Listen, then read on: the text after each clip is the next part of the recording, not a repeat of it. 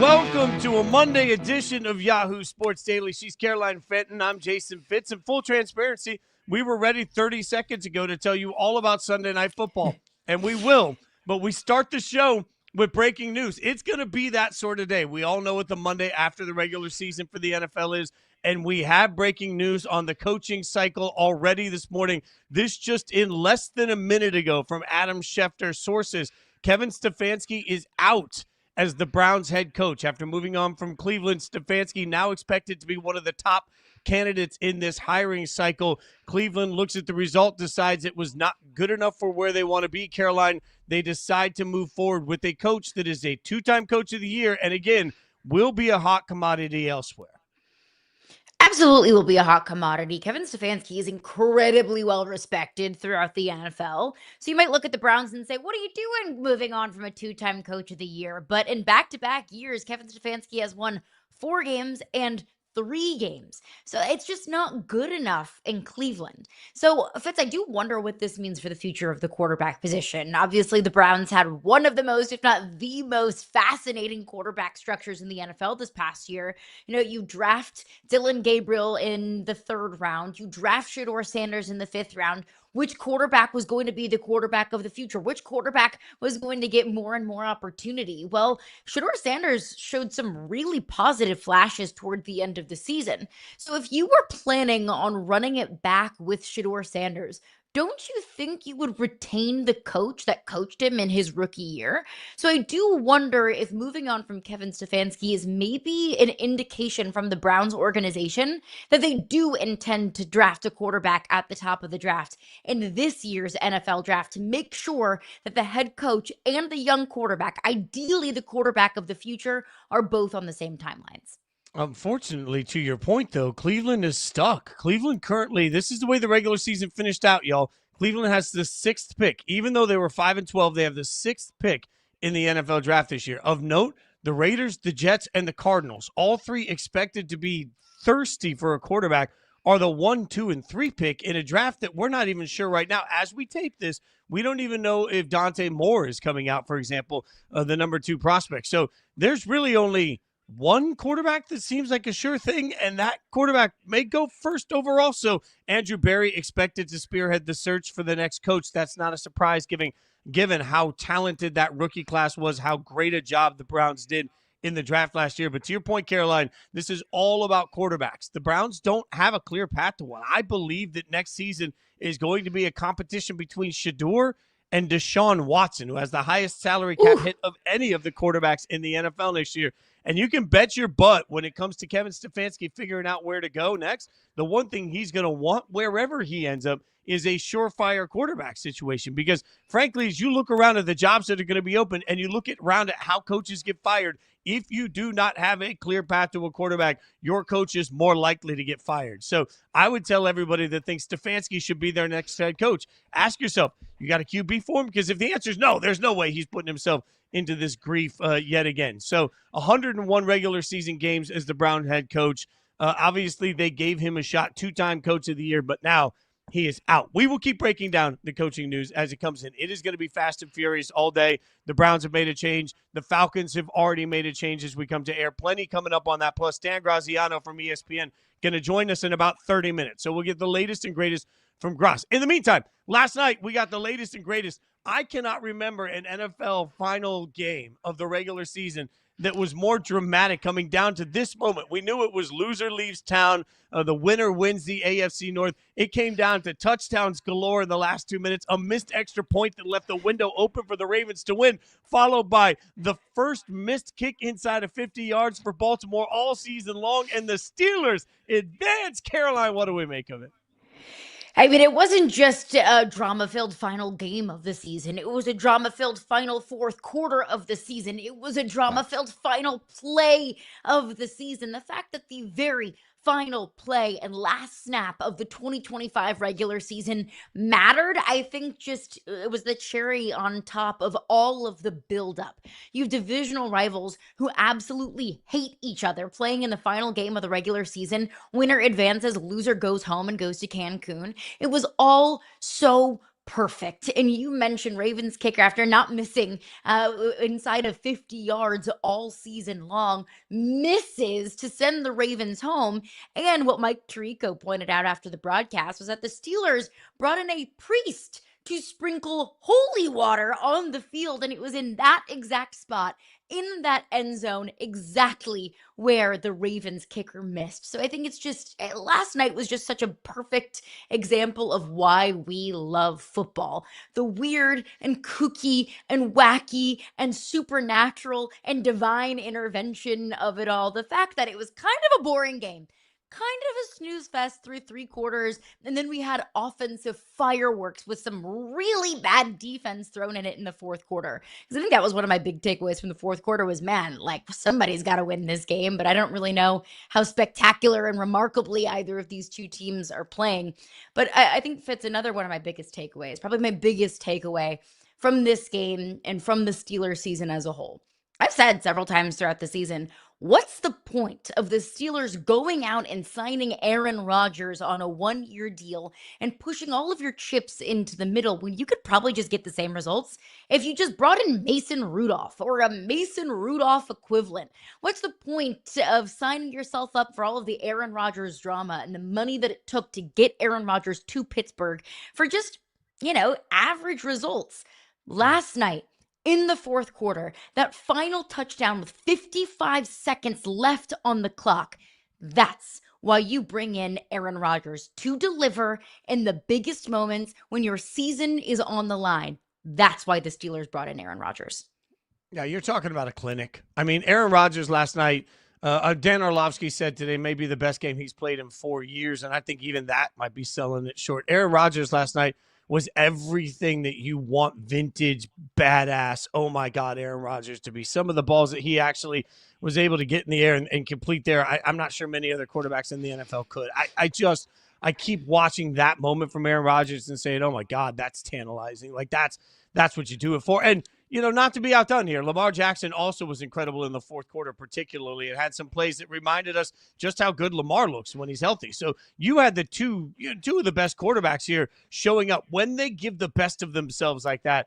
My God, it's just so – and this is why, Caroline, I walked away from this and, look, this is where everybody's trying to figure out what's next, right? Mm-hmm. Well, what's next now is you've got a Pittsburgh team that's going to take on a Houston defense that scares the snot out of me, and a Houston defense that I think has the ability to make any quarterback look less than, right? So Aaron Rodgers is going to have to find a way to bring that version of Aaron Rodgers against the Texans. Much more difficult than it is to do against this Ravens defense. And the Ravens are going to have to figure out how to rebound. But just the thought that catastrophic change could come for either of these organizations based solely on an extra point being missed and then a field goal being missed at the end. It's wild to think about what a thin line there is. The difference here between we're headed to the playoffs, we won our division. If you're the Steelers, you're a 10-win division champion that we've spent all year making sound like they're lost and they're about to fire everybody. So it's amazing how one kick changes so much in the narrative. Game of inches. I mean, imagine if the Ravens make that kick. Imagine what our conversation is today. Is Mike Tomlin going to get fired? I mean, Aaron Rodgers just got retired by a young kicker. Like the narrative, the season, the record books, the history books are completely rewritten because a kick went wide right in the final seconds of a game. But also, Fitz, I know it came down to a kick. I know that was the difference. But I thought the Steelers were the better team, really, for a majority of that game. And there was a lot of ugly football being played. I mean, the Steelers should be ashamed of themselves for how their defense looks compared to how much they invested into that side of the ball. The Steelers are the most expensive defense in the NFL, and that secondary couldn't stop a nosebleed. But when you look at the Ravens, they had a couple of explosive plays. Obviously, the Zay Flowers touchdowns, the big Isaiah Likely catch. We had an early Derrick Henry run. But outside of those big-time explosive plays and outside of the exciting plays that were made in the fourth quarter, the Ravens really struggled to do anything offensively. So if the Ravens made that kick, if they were the ones that were the kings of the North and punched their ticket to the postseason, I still wouldn't feel overly excited, or I wouldn't feel overly, confident in what the Baltimore Ravens could do in the postseason. I also don't think I feel overly confident in what the Pittsburgh Steelers can do in the offseason. Sure, when you get into the dance, anything can happen any given Sunday in the National Football League, especially when you have a guy like Aaron Rodgers at the quarterback position who always steps up in the biggest moments when he needs to the absolute most. But I didn't see a team that looked like a Super Bowl contender. I didn't see an offense that was overly inspiring, especially considering that they're going to be going up against that Houston Texans defensive front, that I would be terrified even if you had a great offensive line and a mobile quarterback, but you've got a 42-year-old back there that, look, Aaron Rodgers doesn't always look 42 years old, but I don't feel necessarily super comfortable about him and that Texans defense that just swarms around. So, look, credit to the Steelers. They found a way to win. They found a way to get into the postseason, but both of these teams have major question marks moving forward. The biggest story of this game that not enough people will talk about was Kyle Hamilton leaving the game. Really great stat here from Warren Sharp. The Steelers' offense with Kyle Hamilton on the field averaged 3.9 yards per play. That's not particularly good, with a 37% success rate. Also not particularly good. After Kyle Hamilton was injured 1 minute into the third quarter, that shot all the way up to 6.9 yards per play and a 60% success rate. So Kyle Hamilton leaving this game obviously played a huge part in it as well. Look, I'm long since on the record. I don't think Tomlin's going anywhere. I don't think the Steelers are making any drastic changes now that they've won 10 games and gone to the playoffs. I feel even better about that. What about Harbaugh, though? Because this is the great. Even yesterday, if you were reading the tea leaves and listening to some of Shefty's reports, he was making it clear that Harbaugh was a bigger conversation than Tomlin. Now Harbaugh goes home. They asked after the game, Lamar got asked about it, got a little upset that, hey, I'm just trying to emotionally deal with this loss, and you're asking me about it. So players were asked about it yesterday. Where are you now on Harbaugh moving forward with the Ravens now that their season is over, disappointingly, in Baltimore? If I had to bet on it, I would bet no, that John Harbaugh does not get fired. And yes, John Harbaugh is the Ravens coach moving forward, because I think the Ravens are very smart and measured and well-run organization, and well-run organizations don't make a snap decision just based off of one individual play and the missed kick or one game. But if you are a Ravens fan, or even anyone within the Ravens organization that would like to move on from John Harbaugh, I do not blame you. Because why do you have great coaches? Why do we consider great coaches great coaches? Well, because they motivate their teams to play their best football in moments and in games like we saw last night. Your lives, your season is on the line, and you go out and you play your best brand of football. The Ravens didn't. They played sloppy. They had 6 penalties in the first half and 9 total on the day. And now we at least have a pretty decently large sample size of John Harbaugh coach teams. This Ravens team falling short when it matters most, whether it's in the postseason or, a la last night, in the regular season. So great coaches motivate their teams to play their best brand of football in the biggest games, and John Harbaugh consistently finds ways to lose the biggest games. I will die on the hill that I think Harbaugh comes back another year with a lot of hot seat conversation around it then. And I do believe that the Ravens will look at a change at defensive coordinator. I think that's pretty predictable. Speaking of coaching changes, again, we will get you caught up on everything so far. What we know, the Falcons, according to reports last night, are basically getting rid of everybody. We'll break that down in a bit. And the breaking news this morning, Kevin Stefanski out from the Cleveland Browns. So they have started their search for a new head coach. We'll get you caught up on the latest, biggest news. Again, Graziano about 15 minutes away from joining us. Before we get to that, though, we had another win-in scenario that got wild in the NFC South. We'll tell you about it next.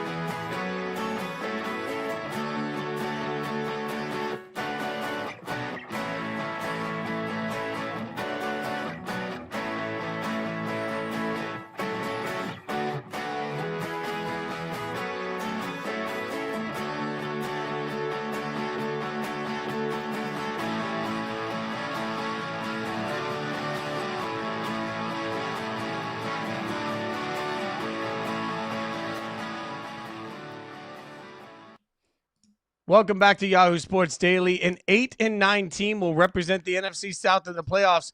It'll be the fifth time in NFL history, non-strike year, a losing team makes the playoffs, and it'll be the first franchise to make the playoffs twice with a losing record. Oh, that's well done. The Panthers are in. The Bucs are out. It all came down to Saturday until it didn't, because, look, all eyes were going to be on could Carolina get it done. Fast forward, the answer was no, they could not, which then meant that we were all watching the Sunday matchup between the Falcons and the Saints. That became the tiebreaker. Just when you thought things couldn't get weirder than a committee randomly deciding it, the Falcons Saints randomly decided who was going to be headed to the playoffs. That answer turns out to be Carolina. So every team in the NFC North finished with a winning record. Every team in the NFC South finished with a losing record. Caroline, So gross. what do we make of the Panthers at this point? What's the biggest takeaway for you in winning their division? First of all, awfully anticlimactic way to win the division. You lose your final game of the season against a divisional opponent who you were neck and neck for, and winning the division and getting to the playoffs in the Tampa Bay Buccaneers. Then the Falcons just take care of business for you. Kind of anticlimactic, but good for the Carolina Panthers. The way that they have made the changes and found momentum, the way that you would want them to. It feels like everything the Panthers wanted to achieve this season, they have achieved this season. But the fact still remains that the Panthers aren't just the least intimidating team in the NFC. The Panthers are the least intimidating team in the playoffs. Like this is, I don't view the Panthers as a contender. I said from the very beginning that whoever wins the NFC South, that the fifth seed in the NFC was going to have the easiest draw, at least in the first round of the playoffs. That the 5 seed would be incredibly lucky. That is the Los Angeles Rams. We'll get into that more in just a second, but overall, my biggest takeaway with the quarterback position, kind of the weird and fluky way the Panthers have been winning some of these games. It doesn't take anything away from the fact that they beat the Packers in the regular season. They beat the Rams in the regular season. But the Panthers aren't an overwhelmingly terrifying team to me. No, I mean, this is a team that's lost 3 of their last 4 games, and they sort of limp into the playoffs. And you're right, they're the least intimidating team. They are the NFL equivalent of James Madison or Tulane. Like, they're in because there's a process that allows them to get in, but nobody's really going to take them seriously. I'm sorry, Carolina. It's nice that you made the playoffs, and that's, hey, good on you. As we've talked a lot, the Panthers are ahead of schedule. I think they're building something that looks really good there. So, this playoff opportunity is just sort of an extra feather in the cap. The real story here to me is the meltdown of the Buccaneers, and just watching Tampa Bay yet again, and just watching Tampa Bay, even in a game that we knew they had to have, and they won. They won that last game, obviously 16-14. I kept watching it saying, God, if I don't believe the Panthers are a playoff team, do I really believe the Buccaneers are? Even in the process of a win, they look broken this year. This season just went so off the rails from where they were expected. Injury is such a huge part of this. I am not a proponent, and there's going to be a lot of conversation today about whether or not Todd Bowles should come back. Is Todd Bowles safe? Well, I mean, Todd Bowles was a Falcons-Saints game away from being a division champion again. I'm not necessarily a proponent for blowing everything up and changing everything just for the sake of change. But certainly the Buccaneers are going to have to look in the mirror and figure out how they let this season get this far off the rails. I mean, yeah, if you're a Panthers fan waking up today, I think you have every right to feel just happy to be here. I mean, this is a team that's averaged 18 points per game, and now you're hosting a playoff game. Like, just sit back and enjoy the process. The Buccaneers, though, they were much more than the type of team that's just happy to be here.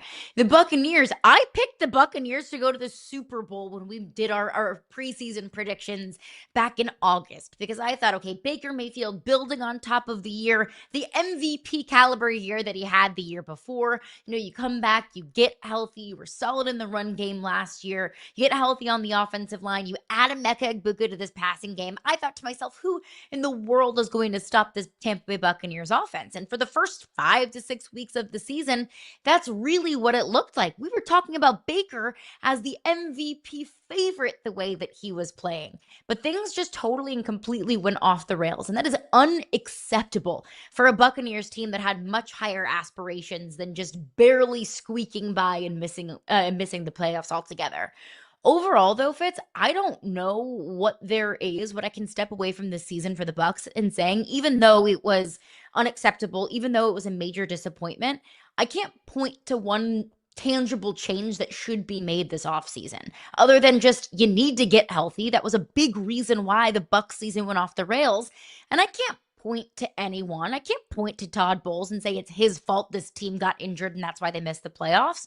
Overall, I step back and say, get healthy this offseason and bolster up the defense, get better defensively, address that this offseason, and just run back what you had. I mean, how many times have I told you I think it's better to be lucky than good, right? I live by that all the time. Well, sometimes you're just unlucky, and I don't want to make it just about luck, but look at a 4-game losing streak towards the end of the season. We had it up earlier. The Saints, the Falcons, the Panthers, the Dolphins. Inexcusable 4-game losing streak, no matter how you want to parse that together. That's 4 straight bad losses. But then look at the margin of victory here, or the margin of defeat, I should say. They lost 4 games by a total of 11 points.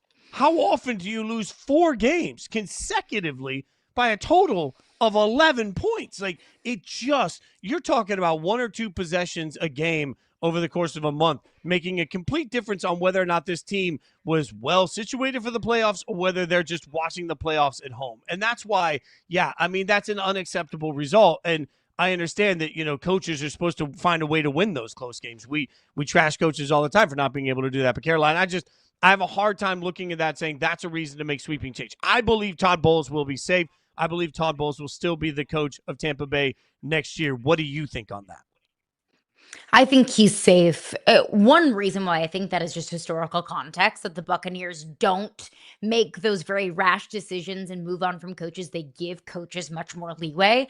The other reason is because when I step back and look at why the Buccaneers collapsed, and to your point, you should be more than just 1 possession away from beating all of those bad teams. From where the Bucs were and their expectations were going into this season, it shouldn't come down to 1 possession against the Dolphins with Quinn Ewers making his first few starts in the league, and the Saints, so on and so forth. But I can point to injuries, and I know that injuries can be an excuse. I know the 49ers, had an opportunity at the 1 seed in the NFC, even with how injured they were. I do understand that, but there's a tangible turning point in the season from when all of these players got hurt, from when we saw elite Buccaneers, or at least really good Buccaneers, to when we saw a bad version of this Buccaneers team. So I think it was more injuries than it was coaching. So now we get a playoff matchup. Now, remember, as we mentioned, the Panthers sort of limped down the stretch too.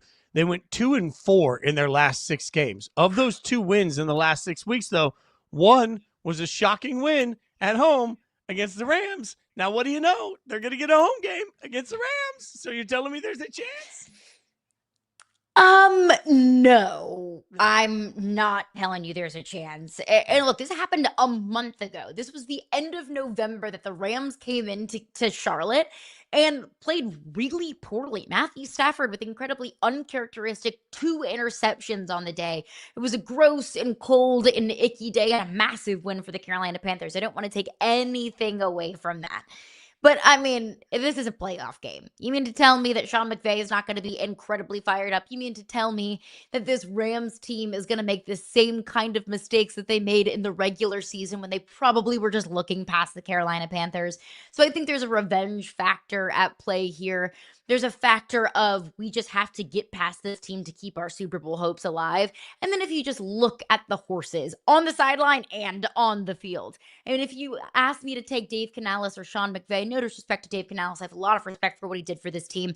I'll take Sean McVay. Bryce Young or Matthew Stafford, give me the guy who I would vote for MVP if I had a vote in Matthew Stafford. Just if you dissect these rosters, if you dissect these coaching staffs, the Rams aren't just better, they are leaps and bounds better. So look, I live in Charlotte. I'm excited to have a playoff game in the city where I live. I don't give the Panthers snowball's chance in hell in this one. Yeah, and neither do I. And this is where it really, look, it's wild to me that the Rams, who you and I agree are, like, if we were sitting here power ranking just the NFC, there'd be a very long conversation about exactly how high we could put the Rams. Could they go all the way to 1? And I get it. Like, I get that the Seahawks just won home field advantage, and I get that the Seahawks won home field advantage in part because they beat the Rams in one of those games. But if the Seahawks-Rams play 10 times, I'm not sure that we don't get a different winner each time, right? So I feel like it's just such a close matchup between the Rams and the best of the NFC. So the thought that the Rams are coming into the playoffs as the 5 seed. Like, that's the weird world we're living in now, that the Rams will take on the Panthers as the 5 seed. And I'm not sure that Rams team isn't better than the Eagles, the 49ers, the Bears, and the Packers. So, the seeding doesn't necessarily feel, to me, representative of exactly where this Rams football team actually falls in the power structure of the NFC. I think it's pretty clear to me that there is not that one elite, most complete team in the NFL this season. But if I had to pick one, I think it is the Rams. I think the Rams are the most complete team in the NFL. If I had to pick one team that was closest to elite, I know I hear you Seahawks fans. I hear you yelling at me through my earphones, but I think it is the Rams compared to a Panthers team that needed the Falcons to do a lot of the heavy lifting for them to be here in this race. Now, that's not to say that the Panthers don't have a whole lot of good ahead of them. They have a lot of young talent, and I think the Panthers will consistently be back in the postseason over the next 5 years. But this year, that's not the year that they go on a run. Yeah, this is a really hard year with the playoffs, and we'll get into our Super Bowl predictions, playoff predictions a little later in the show now that the brackets are set. But it's really hard for me not to look at some of the teams that we're seeing. The Rams, an easy case in the NFC. The Bills, an easy case in the AFC. Like, there are certain teams that, because we've seen them and because we know exactly how good their quarterback can be, like when everything else feels like it's chaotic, I trust coaches and quarterbacks, and it's hard not to trust the Rams coach-quarterback combo more than anybody right now in the NFC. That's the toughest part of it. I trust their defense. I trust their quarterback. I trust their head coach. It's pretty easy to stack the bricks together and get the Rams a first-round playoff win at the very least. All right, plenty to break down, including today is obviously a massive day in the NFL for coaches. This is the day so many organizations make a change at the head coaching position. We already know of a couple of changes. We already know that the Falcons are making sweeping changes to their entire organization. We know that Kevin Stefanski is out with the Browns. So we've got a couple of head coaching changes that have been added to all of the already existing interim positions that are out there in the NFL. So coming up, we'll get Dan Graziano's thoughts from ESPN. We'll see what he's hearing as the latest great.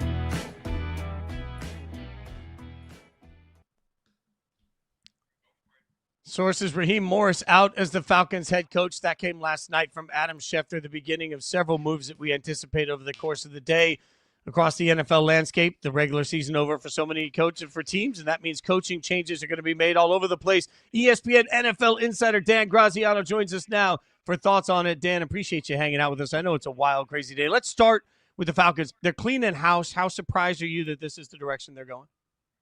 Not overly surprised. The head coach and GM were both things we were watching there in Atlanta.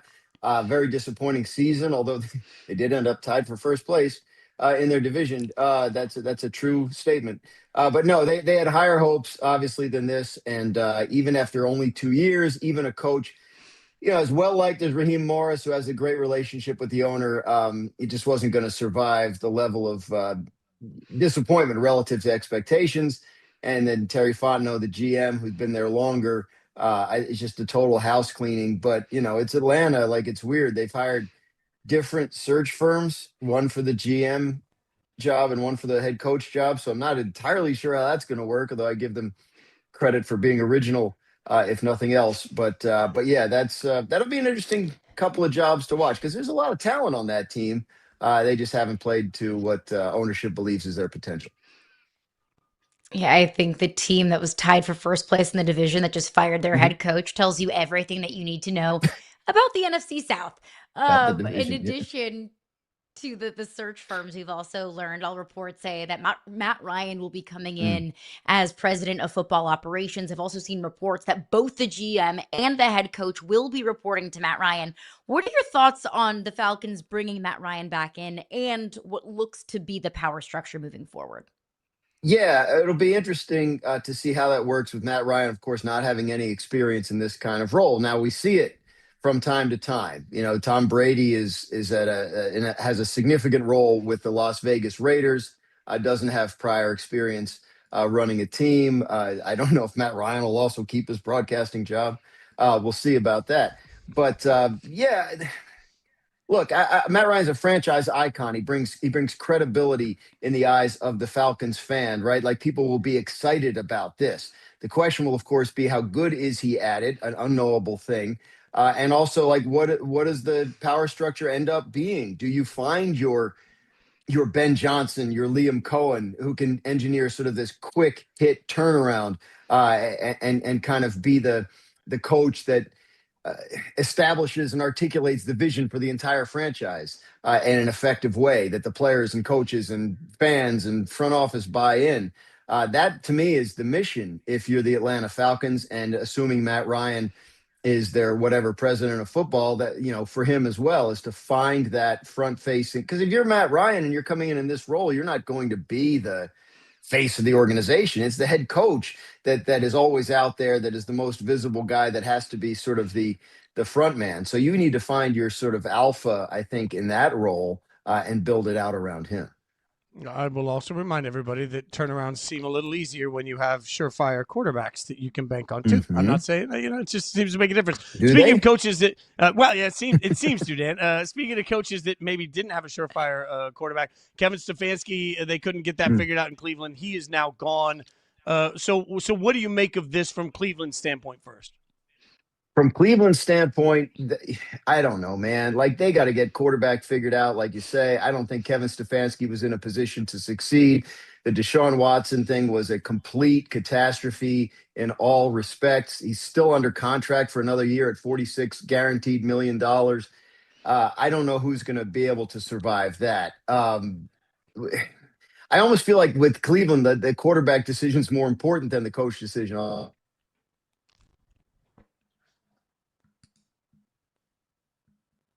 Do you need someone with previous experience, right? Do you need a Mike McCarthy type? Is that the spot for him? Is it better to find a first-year guy that's not done it before, that might have potential? Is it better to promote from the staff and give it to someone with experience, like a Jim Schwartz, who's the defensive coordinator, who's obviously done a great job in that role there?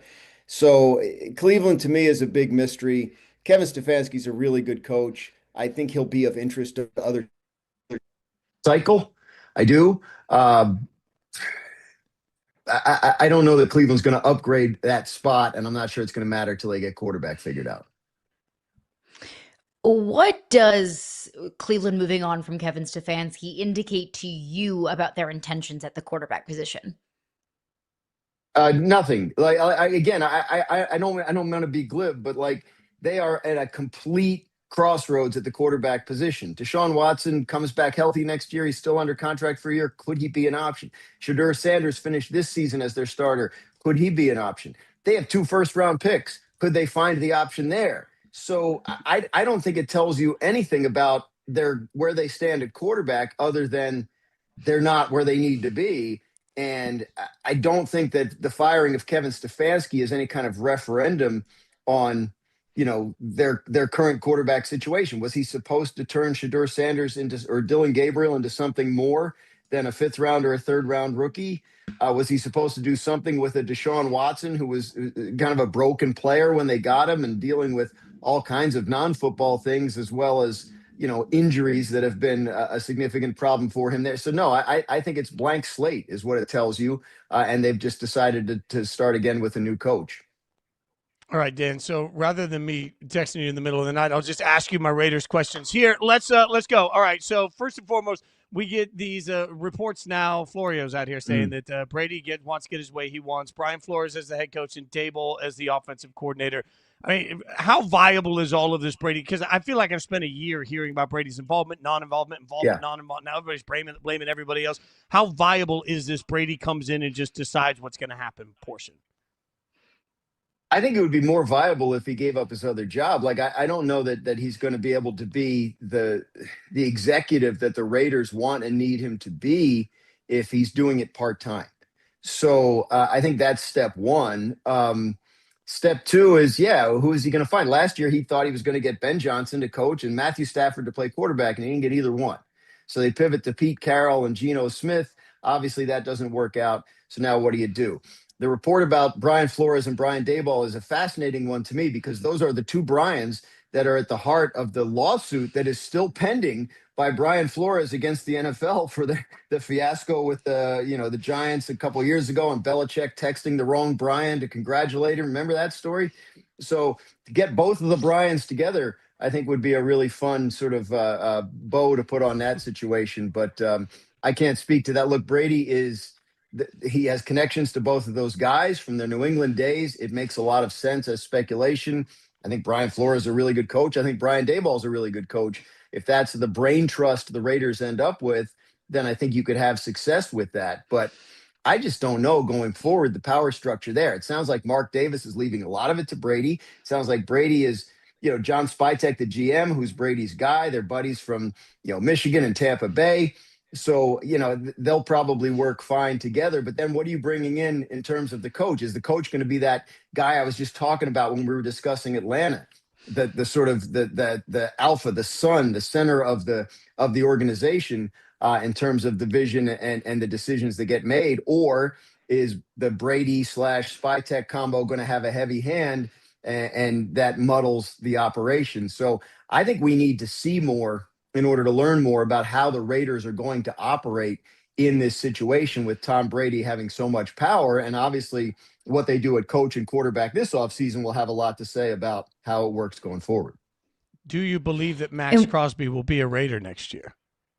Good question. I believe that Max Crosby has always wanted to be and stay a Raider. And I think I would say yes. I don't know that they're going to make a coaching decision that would like rankle Max Crosby to the point where he'd want out. It's possible that the way this season ended with them putting him on IR against his wishes has a lasting effect, but we haven't heard that. So I feel like that relationship between player and team is strong enough that it can be preserved. And so, yes, I would lean yes in terms of Max Crosby next year as a Raider. The Raiders also did secure the #1 overall pick yesterday. So is it a foregone conclusion that the Raiders will stick and pick at #1? No, because I don't think these organizations have all done their full due diligence on the draft prospects. Now, it makes a lot of sense for a team that needs a quarterback to stick and pick at #1 if there's a quarterback they feel can be, that guy. So is Fernando Mendoza that guy, right? Is Dylan Moore from Oregon that guy? We don't. I think we're early enough in the draft process now that we can't say that for sure, and probably neither can the Raiders. So I think that's the overwhelming likelihood. But if you figure out quarterback some other way, and there's a team that wants to come up and draft one, like it's also an organization that could use some picks and needs the picks and the resources to rebuild. So they have to weigh that. Is this quarterback that we could take at #1, whoever he is he our Joe Burrow, our I don't know if this is a good example, Trevor Lawrence, right? Our Peyton Manning, all right? Like that changes everything for us. And then we build out around that. Or are we better off addressing that some other way and amassing picks and building out a great infrastructure and do like the Seattle Sam Darnold model, where, yes, we have a great team around him and a good enough quarterback to get us where we need to go. All right, let's switch over to another disappointing season in Tampa Bay. Is Todd Bowles' job security safe? That's another good question that we're working on today as sort of the Monday after the regular season dawns. This is kind of surprised a lot of people, obviously, the way they finished the season. This is the first time since he's been Tampa Bay's head coach that Todd Bowles hasn't won the division. He was recently extended, so he signed for several more years, so it would cost them money to fire him. So I would lean toward him being safe, but I believe this is a conversation that is actually ongoing about what the future of the Buccaneers franchise is going to be. So I know they like him, they've had success with him, but this was a team that came in as a 4-time defending division champion and believed it had a roster to be more than that this year. I remember visiting them in training camp, and they had the highest of hopes. Now, they had this ridiculous rash of injuries throughout the first half of the season. And then by the time guys got back healthy, it had kind of fallen apart. Baker Mayfield's out there playing with 3 or 4 different injuries. It just didn't come together. To what extent is that the fault of the head coach? To what extent does the head coach get a break based on his past success there? That's why I kind of lean toward him being safe. But, I have people telling me on the outside, people sort of around the league that monitor these things to keep watching that situation for a potential change. I just don't think we're there yet to the point where we can report definitively that it's going to break one way or the other. Is John Harbaugh going to be the coach of the Ravens next year?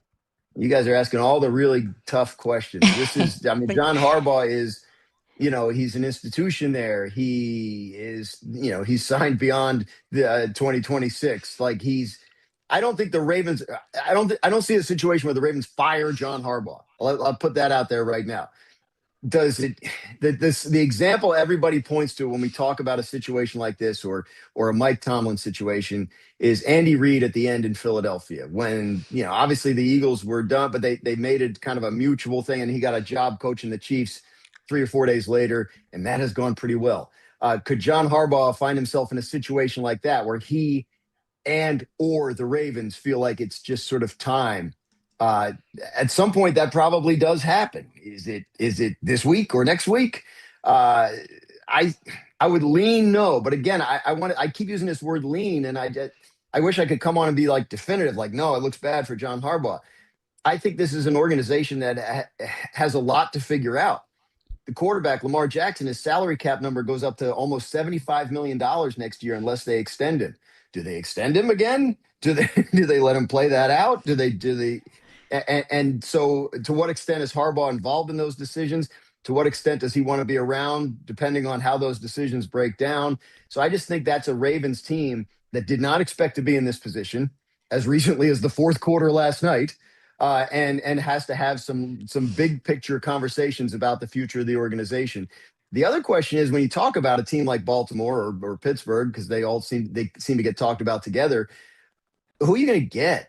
And like you have somebody in the building who is a head coach, who you've had success with, who you've won the Super Bowl with. So are you pressing the reset button to an extent that like Seattle did 2 years ago? And then they hit on Mike McDonald, who appears to be a young superstar caliber coach. So you better make sure you have somebody in mind who can make the transition easy. When the Eagles moved on from Andy Reid, they went to Chip Kelly. And that didn't turn out to be the answer. So you've got to make sure you have a plan for where you're going to pivot. And this year's class of head coaching candidates is not being viewed by a lot of people in the league as like full of stars. That's why I mentioned like Stefanski could be a guy that bounces right away and gets a job, because it's just, people are looking for that stud offensive coordinator, and that Ben Johnson, Liam Cohen type doesn't seem to be in this bunch. You guys can follow him on social media at Dan Graziano, ESPN. Watch him across the network. It's a busy day for you, brother. We really appreciate your time as always. Happy New Year. I know I'm not supposed to say it this late, but Happy New Year. Thanks for hanging out with us. I forgive you. My pleasure. Thank you. I'm sorry I couldn't give you more definitive answers. Thanks, Dan. But everything's flying around. Just make sure you text me when you hear on the Raiders. All right, thanks, Dan. Appreciate you, buddy. As always, Dan Graziano doing great work. Coming up next, Myles Garrett in the history books. We'll tell you what it means for everything moving forward for Cleveland next.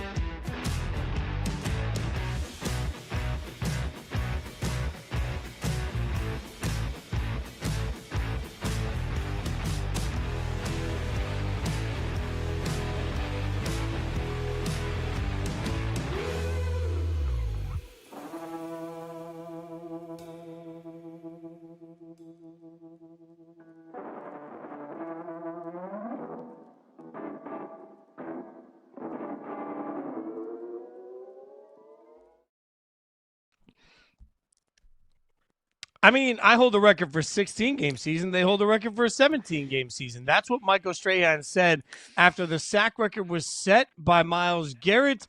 Myles Garrett going out and doing it against Joe Burrow and the Bengals in a Cleveland win now holds the single-season record of 23 sacks in a season. Now, Carolina should be pointed out. If we really want to get deep dive into the weeds here, Myles Garrett did it in more games, but he did it in substantially less snaps, 437 snaps, versus Strahan, who needed 567, and TJ Watt, who needed 616. So, however we want to parse this just feels like a really weird hill for Strahan to be dying on. It sounds like such sour grapes. I'm sorry, Michael Strahan, that your long-standing record has now been broken, and I'm sure as a competitor that does feel a little bit like a gut punch, but it's bound to be broken at some point. 17 games, 18 games, 25 games, that's probably inevitably what the NFL season is going to at some point. That record was going to be broken. So just congratulate Myles Garrett, because Myles Garrett has had a historic and legendary season. Myles Garrett deserves to be, enshrined in the history books forever for what he did on this season. So Michael Strahan, just swallow your pride. Congratulate the guy on an outstanding season, and no need to point out that it was 17 games versus his 16. We know the NFL schedule and calendar looks different. I think it's particularly insulting for Strahan to go to this right now, because if you think about it, for his entire time of holding the sack record, whatever that has been for Michael Strahan particularly, we've had to listen to people complain about the fact that Favre laid down for that last sack.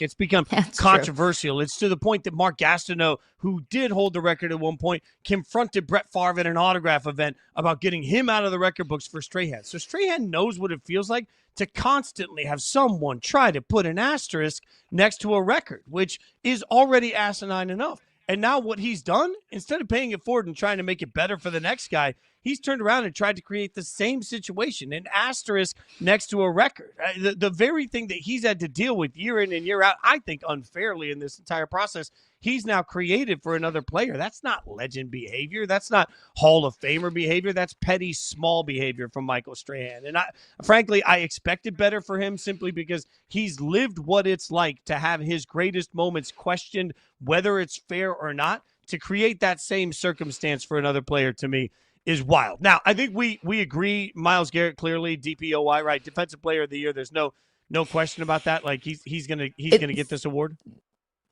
There is no question, and I think Myles Garrett deserves to be unanimous DPOY. And I don't think that unanimous awards are always very fair, but I think it is fair when it is justified, and Myles Garrett deserves to be unanimous Defensive Player of the Year. Hands down, no question about it.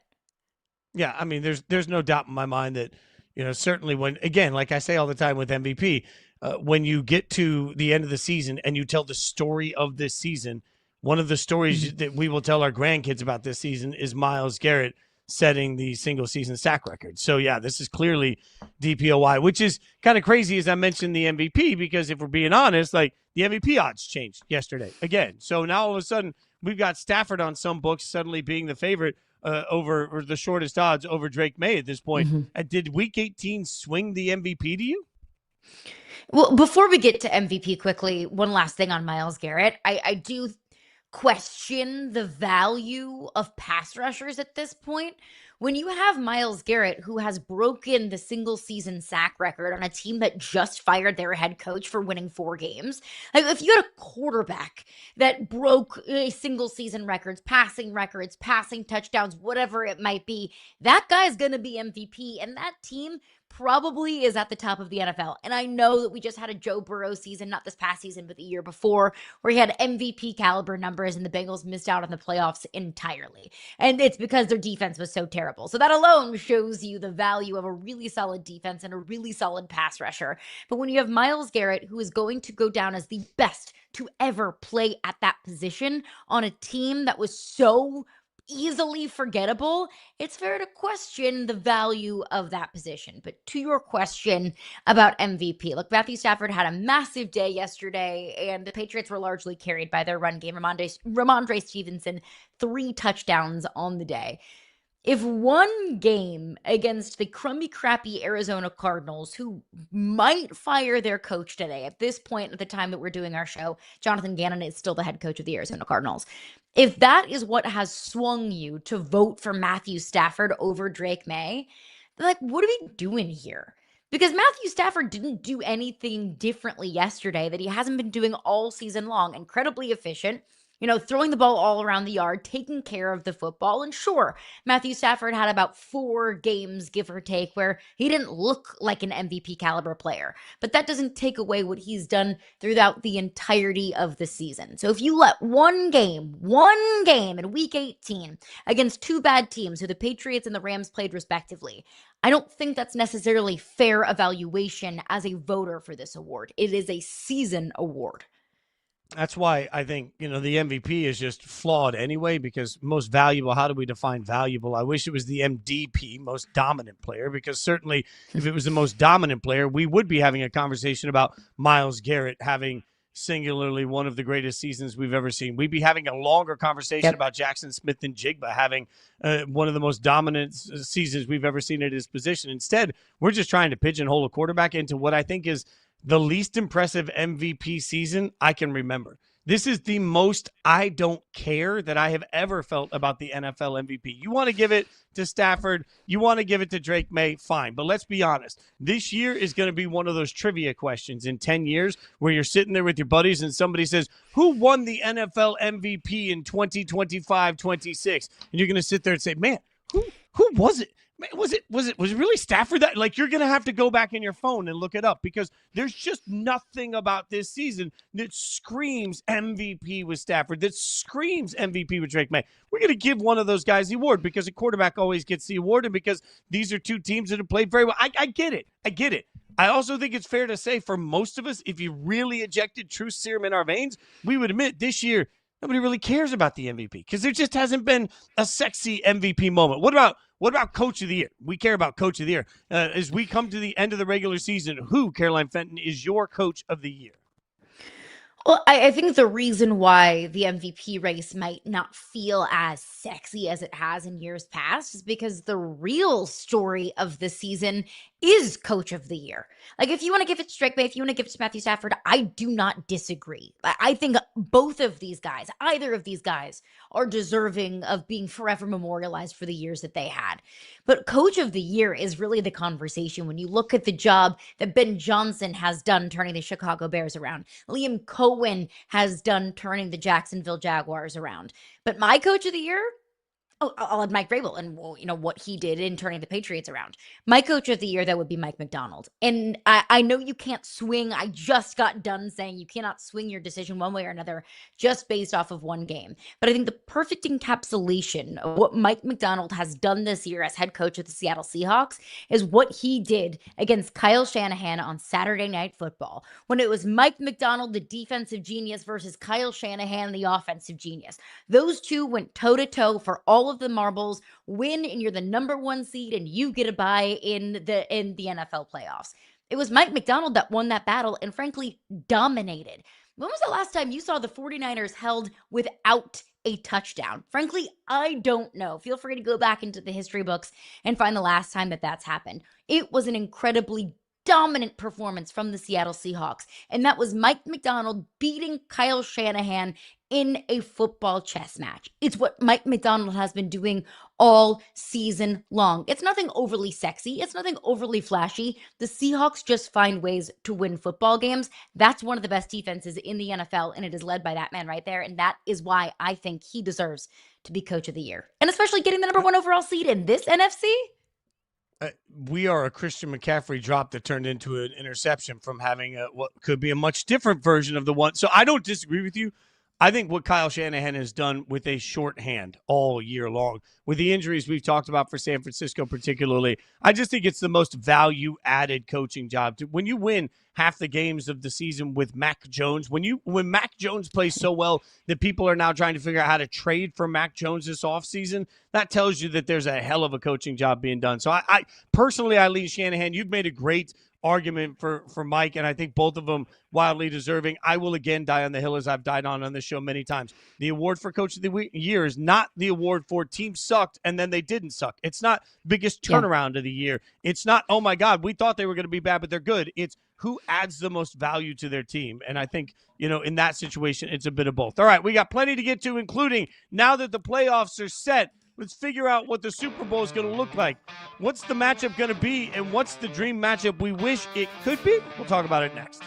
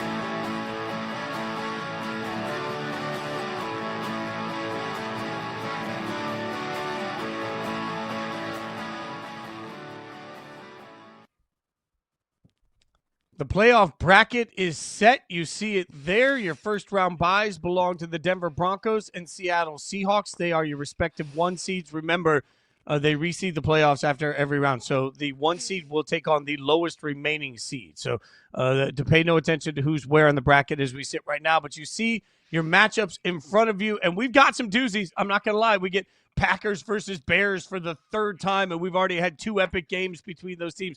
We get 49ers taking on the Eagles. I mean, Caroline, there is some sexy out there with some of these playoff matchups.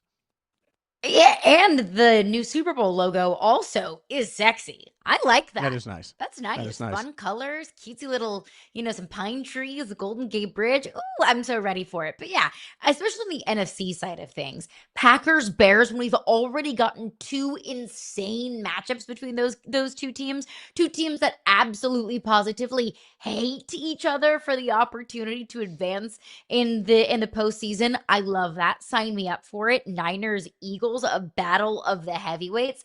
I am here for it.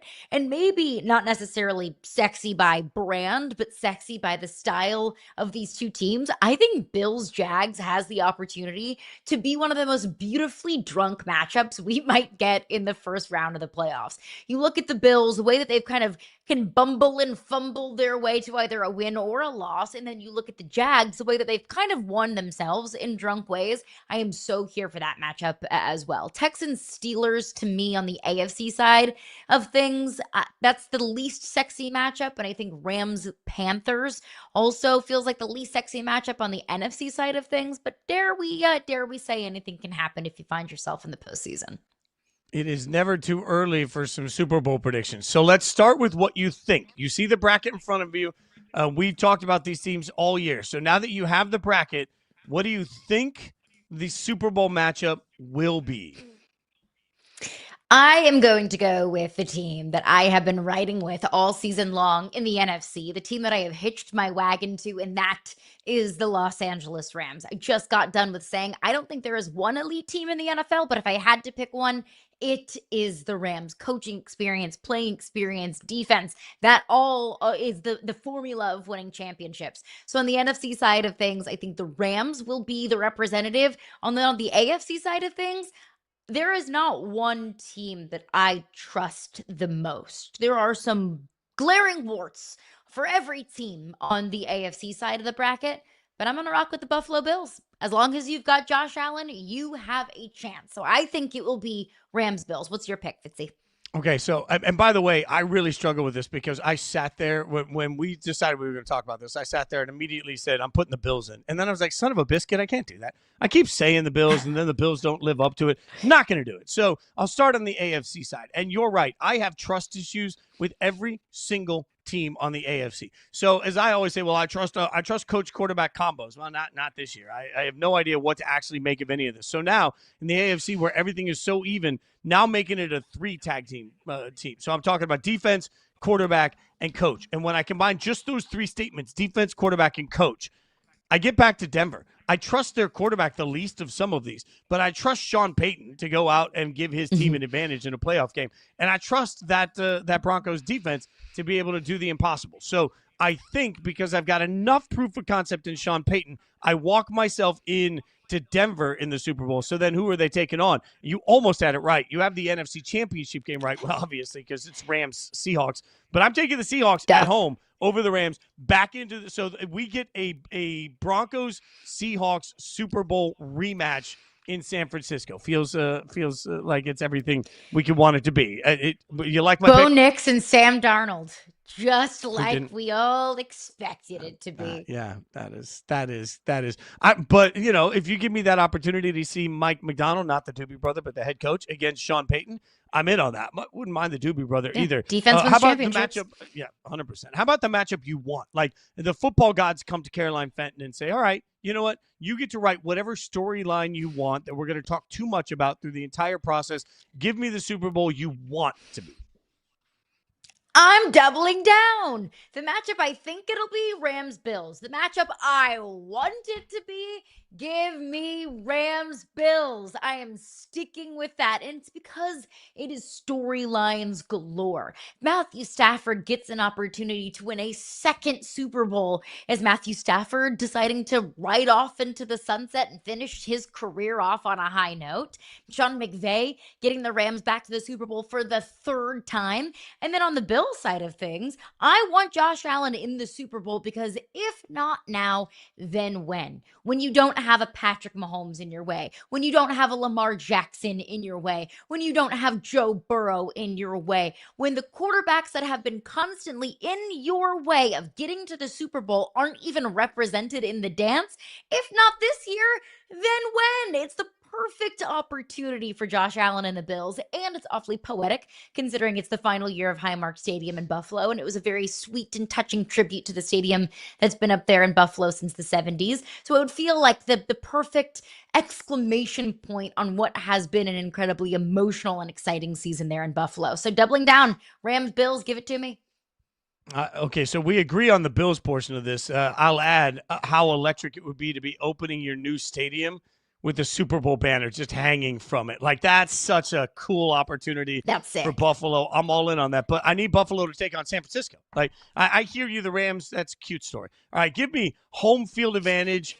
Give me home field in the Super Bowl where they've got this game in San Francisco. And then the great question of, can Shanahan get off the schneid? Is he Schneiderhan? Like this moment of, can Kyle Shanahan finally win a Super Bowl? And then you've got Shanahan and the, oh my God, I can't believe the weird ways he's figured out how to lose a Super Bowl as a coach or an offensive coordinator. Sorry, Falcons fans. And then on top of that, you've got him taking on the Bills. And it's like, well, how are the Bills going to lose the Super Bowl? Because it's the Bills. Oh, the lovable loser angles on this go for days. I need this injected in my veins. I want 49ers versus Bills, and I want the Bills to win the Super Bowl. I think that is the most Disney storybook story of it. How about this, though? Let's go straight. It's the who's going to break through bowl between Kyle Shanahan and Josh Allen. It's the who's going to win the big one finally. Maybe it's the Broken Hearts Bowl. How about this? We'll go straight at freezing takes. Old takes exposed. Come on. Come at us, bro. How about this? The no chance in hell matchup. So you look across the landscape. You give me the Super Bowl that no matter what is not happening. Fitz, I am an agent of chaos. I appreciate so much about the NFL, the fact that it is the world's greatest soap opera. It is like a Bravo, Keeping Up with the Kardashians, reality TV, drama-filled entity. So for that reason, my no chance in hell, but oh my goodness, I would sign up for it if it did happen. Packers Steelers. The Aaron Rodgers Bowl, baby. Aaron Rodgers at 42 years old leads the Steelers to the Super Bowl against all odds against his former team. Oh, storylines galore. Look, that's great, but if I can't get Packers Steelers, you're telling me there's no chance Packers Steelers happens. Okay. I will give you another. No chance. Like, no chance. Oh, yeah, no, there's no chance. Yeah, there's no chance. No chance. Both of those. Happening. Totally out on both those teams. I'm going to go even more daring with my no chance. I'm going to go no chance with two teams that are very highly seeded. I'm going to go at two of the most passionate fan bases in the entire NFL. I'm going to tell you, there is zero chance. There's a better chance that I'm ice skating in hell on the Super Bowl Sunday than there is that you get to see the Bears take on the Patriots. That's right. I'm going at both of them. Like, there is no chance. The Bears, look, it's been a great story, and it's been fun to watch, and I absolutely love it. You ain't getting lucky all the way in through this thing. There's not a chance. And then the Patriots who've beaten nobody at this point would have to turn around. They'll beat I think the Patriots will beat the Chargers in the first round. That's fine. For that, they'll get the opportunity to play either the Bills or the Texans. Boom, done. Done. Over it, gone, boom, out. So, look, I'm out on the Patriots. I'm out on the Bears. Either of those teams, I feel like Lady Luck won't get Chicago back to the Super Bowl, and there's actually going to be real opponents for the Patriots to take on. So I'm not buying. I am not buying any chance at a Bears-Patriots Super Bowl rematch, even though we all want to see the 85 Bears team replay. I want to see, like, William the Refrigerator Perry over and over and over again, just to remind everybody from that Super Bowl in 1985 that he was considered so huge that nobody could tackle him when he was handed the ball. And I would remind everybody that now in today's NFL, he'd be an undersized defensive lineman. So the size of the game has changed a little bit. We have breaking news. Breaking news. We want it's just a little bit. Breaking news as we continue to look at the head coaching carousel across the NFL to figure out what is going on. We can now give you another answer, and it comes from the Cincinnati Bengals. Continuity in Cincinnati. The Bengals are bringing back head coach ZAC TAYLOR and director of player personnel Duke Tobin for the 2026 season per team president Mike Brown. No statement there on what they're going to do for their defensive coordinator. No statement on how they're going to fix their defense. But, Caroline, this is not a surprising bit of news to me. I think most reporters really dialed in, have made this clear over the course of the last month. ZAC TAYLOR not going anywhere. Duke Tobin not going anywhere. The Bengals are telling you they think all they got to do is get healthy and run it back, and they'll be just fine next season. You sure about that? You sure about that, Cincinnati Bengals? Because I'm not quite so sure about that. The defense stinks. So it's one of two questions. Either the guy who's evaluating the players isn't doing a very good job of it, or the coach that is coaching the players is not doing a very good job of it. So to double down on both ZAC TAYLOR and Duke Tobin, when you have now missed out on the postseason 2 years in a row, when you are squarely in the window of Joe Burrow's prime, an elite quarterback in the NFL, it is an epic disappointment. And I understand this year you could go back and you could point to Joe Burrow's injury and say that's why we fell short of expectations. What about the year before that? What about the defense this year? Because you bring in Al Golden, an incredibly well-respected defensive coordinator, and the defense still stinks. So I don't think it's an Al Golden problem. I think it's a leadership, evaluation, and coaching problem in Cincinnati that will not get resolved as long as both Duke Tobin and ZAC TAYLOR are back in Cincinnati. I think it's a bad move by the Bengals. Joe Burrow continues to be a modern-day Dan Marino, where he will just spend his career winning games and not Super Bowls. Hopefully the Bengals can get it figured out. We'll keep you updated on the breaking news, but coming up next, we got to get into some of the huge action from the college football landscape over the weekend. Stephen Godfrey going to join the show next.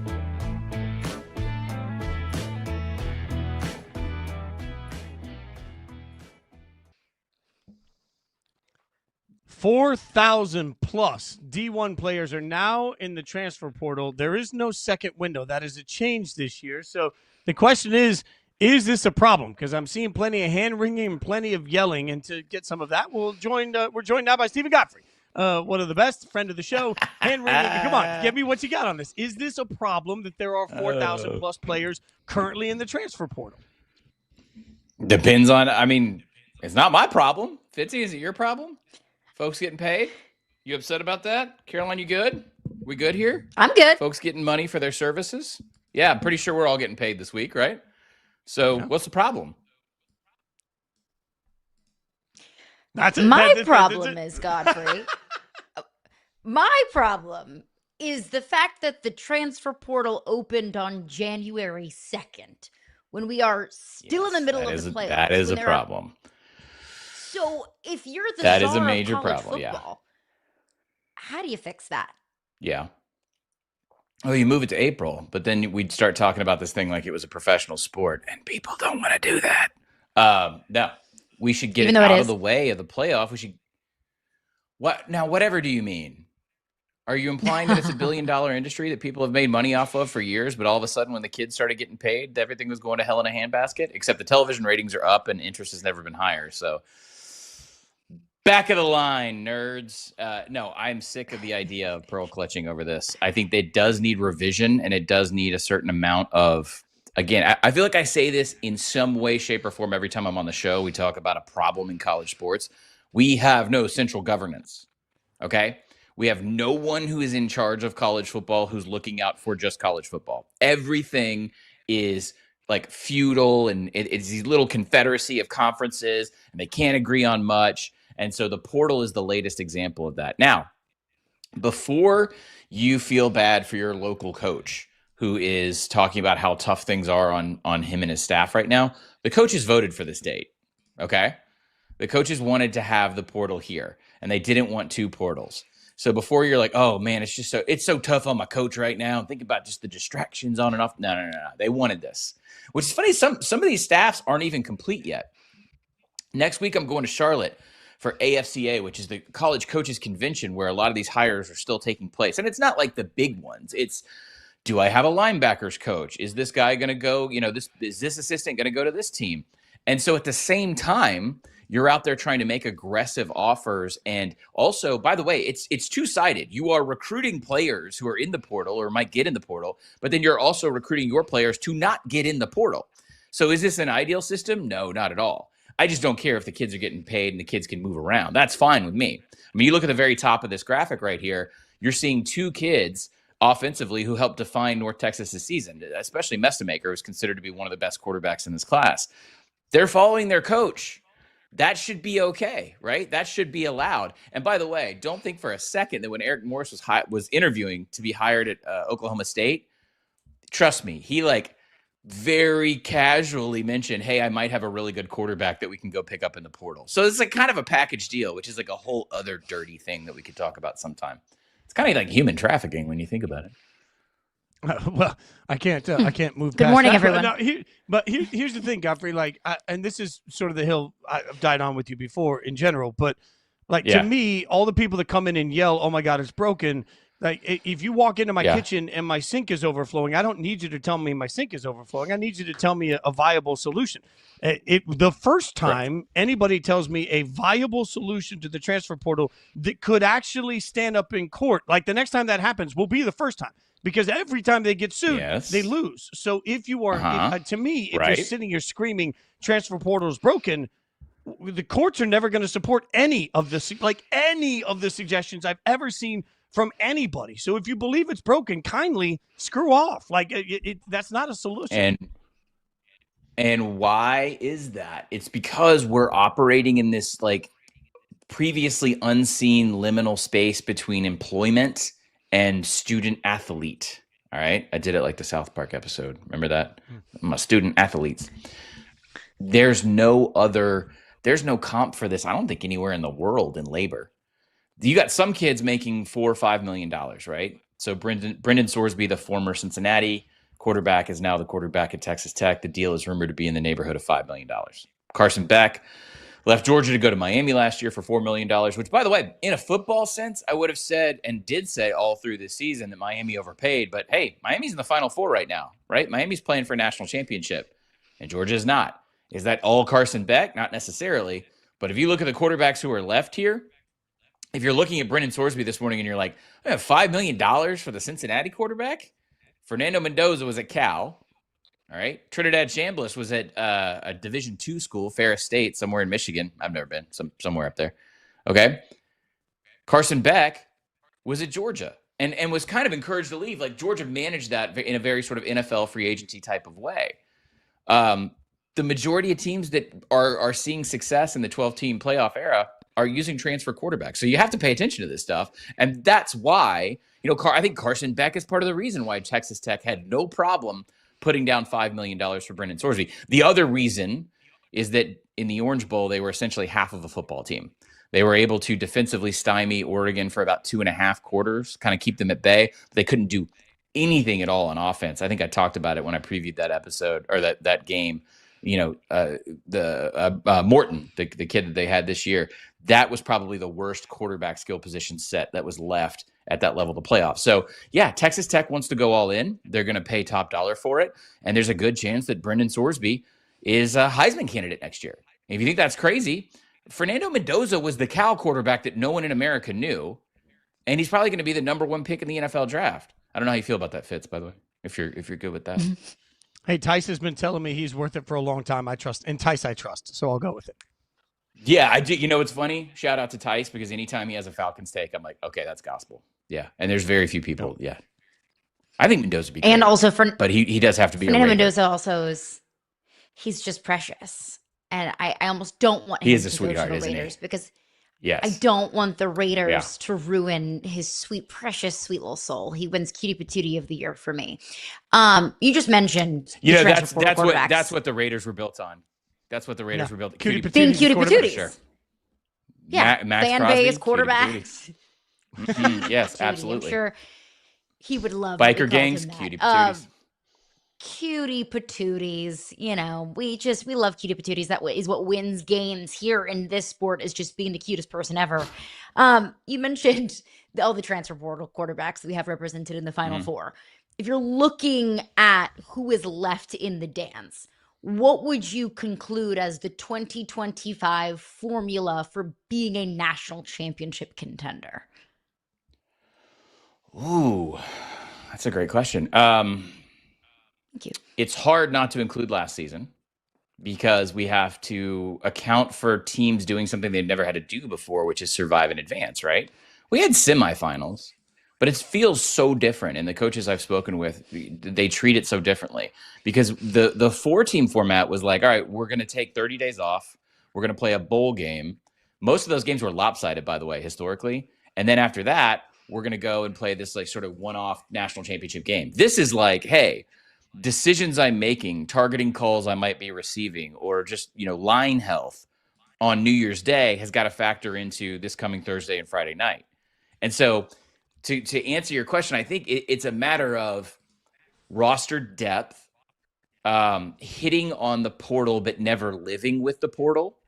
Ole Miss might be probably the biggest exception to that. But if you look at the teams who have now been in consistently, I know everybody, I just did the Carson Beck bit, and everybody probably talks about Carson Beck. Carson Beck's not the reason Miami might win a national title. It's Malachi Toney, it's Ruben Bain, it's the defenders and the skill position players that they have pulled out of the Florida high schools in the traditional way. So I think it has to be a combination of exceptionally good talent evaluation at the high school level and exceptionally good talent evaluation at the collegiate level. We did a segment on this on the College Football Inquirer, and Andy Staples and I really kind of got into the weeds. It comes down to the position. If you find a hot sort of free agent quarterback and you feel complete otherwise, you can make a run. We've learned that. But balancing stuff like experienced offensive linemen versus like if I sign a 5-star O lineman, but I feel like our window is this year, I might somehow be able to retain him, develop him or redshirt him, and then take a flyer on a 1-year guy who's coming from like the MAC or Conference USA, who has 50 or 60 game reps that can plug in and play right away. And it all in my head starts to sound like the win now windows that we have for certain NFL teams. So I think it's much more of a professional mindset now to build a team that can go through the bracket. Speaking of professional, I know we only talk to you about college football usually, but you're a diehard Falcons fan. Raheem's out. All right, everybody's out. Give us everybody's got. We killed everybody. Talk to Arthur. So what do you have to say to Arthur? I'm so happy. Thank you, Mr. Blank. I appreciate it. They whacked everybody. Dude, it was the last episode of a Sopranos season. They got the captain. They got the lieutenants. They got the soldiers. Rich McKay's out. That's the longtime CEO of the Atlanta Falcons, VP. He's had 100 million titles and has long been considered sort of meddlesome in the current football operations. He's gone. Terry Fontenot, the GM's gone. Raheem Morris. Nothing against any of those individuals. But this is a wildly underperforming franchise and has been for a long time. I've talked, I work as a college football reporter, and then I turn off my logical brain on Sundays, and I'm a fan just like everybody else. So it's a super weird dynamic because I tell people to calm down on Saturdays, and then I act like an idiot on Sundays, mainly because of this team. This city, this franchise has so much more potential than has been realized. The idea that Matt Ryan might come in as a sort of Chris Spielman role, like they've talked about in Detroit, I think is fantastic. That doesn't mean he's going to be the GM. I think they're going to find a GM. They're going to find an offensive-minded veteran head coach. If they could somehow pry away Matt LaFleur, you put me on microphone, put me on camera if that happens, okay? Because that would be the most potential this franchise has had since you had this all-star lineup of offensive assistants that took Matt Ryan to the Super Bowl, which was like 9 years ago now. I was there. Do you want to know how much money I paid to watch 28-3 in person? Do you know how much this franchise affects my personal well-being? I was in the 17th row, hurling expletives at Marky Mark, who was on the sideline. Because you got to realize how confident we felt. He did. You got to realize how confident we felt because, it's building, it's finally happening, and then, alas. I'm overjoyed that they are cleaning the slate and that they're actually not going to get into what I just talked about with some of those college franchises. Atlanta has believed that it's been in win now mode when it definitely has not been. Quarterback evaluation is the riskiest thing in the sport of football, period. And you've seen a astronomical error in the amount of money that was given to Kirk Cousins. You guys realize they could have had Lamar, right? We forget that, right? Didn't even bid. Possible collusion. That's just one of the many gaffes this wonderful franchise has handed me in my psychological well-being. So a clean slate is the best thing I can ask for. Season sweep over the Saints. If you'd have told me, Fitz and Caroline, if you'd have told me you're going to have a better record than the Chiefs, you're going to sweep your rival, okay, and you're technically going to finish tied for first in the South, I would have said, badass season, let's go. And yet here we are. This team lost to the Jets. The Jets didn't record an interception for the first time for any team in NFL history since the seasons have been 14 games or longer. And this team beat the Bills, and this team beat the Rams, and this team has the best player in the NFL. Is that a fan take, or do you think that's accurate? No, I think that's fair. The best player in the NFL. The idea of squandering his potential and his future feels like such a terminally Atlanta thing to do that finding someone. Basically, look, I'm throwing all my emotional well-being into Matt Ryan again, which is where I've been for the last 12 to 15 years of my life, because he's going to come in. T's and P's. Yeah, oof is right. All right, man. You know what? You get this is what we get. This is what you get. All right? It's a death cult. It's a really bad religion, to be honest. Like, it's the religion where you're like, you got to go hand out pamphlets instead of celebrate Christmas. Okay? It's awful, but it's the one that I was born into. I understand it more than anybody. Follow him on social media. This guy knows. Believe me, I do. At 38 Godfrey is how you follow him. By the way, I've had 2 nights I don't remember at Ferris State. Like, it's a party school. Country music gets up to Ferris State. Oh, really? You should check it. It's a party school. You get yourself up to Ferris State, brother. Check out College Football That's Inquirer. a podcast. That's NDAs. You follow him, College Football Inquirer, Stephen Godfrey. We appreciate your time, my friend. Have a great week. Happy New Year, brother. All right, I'll see y'all next week. Glad we gave him a little bit of Appreciate therapy. you. Is it time for one of the most stable organizations in all of sports to blow it up? Their coach thinks maybe. We'll tell you about it next.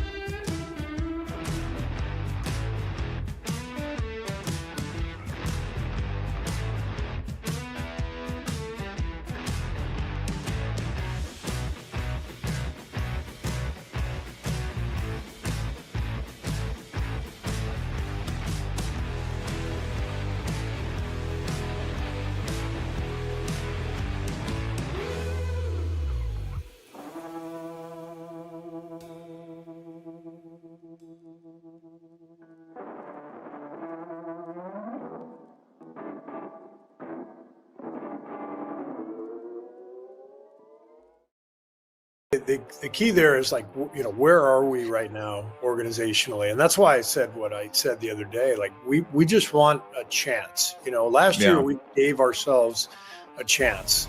We know we are not, you know, where we were 5-6 years ago. But we did win a championship, you know, 3 years ago. I just don't want anybody to think like that we're all disillusioned and we're thinking like, hey, we should be competing for titles year in and year out with San Antonio and Oklahoma City the next few years. That's not realistic.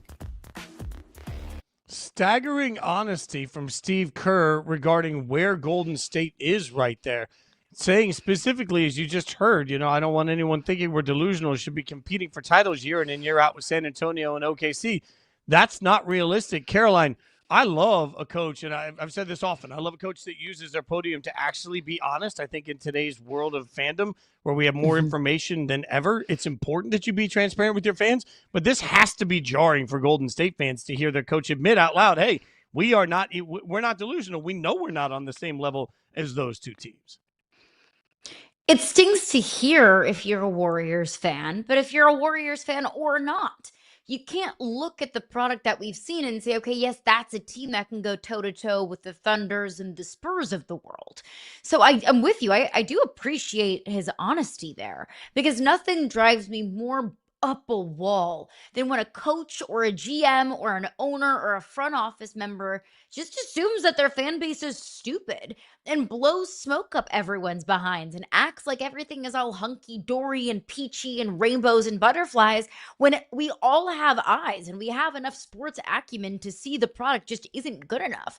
So I do appreciate the honesty there, and it's not something that I think we get from coaches or front office members enough.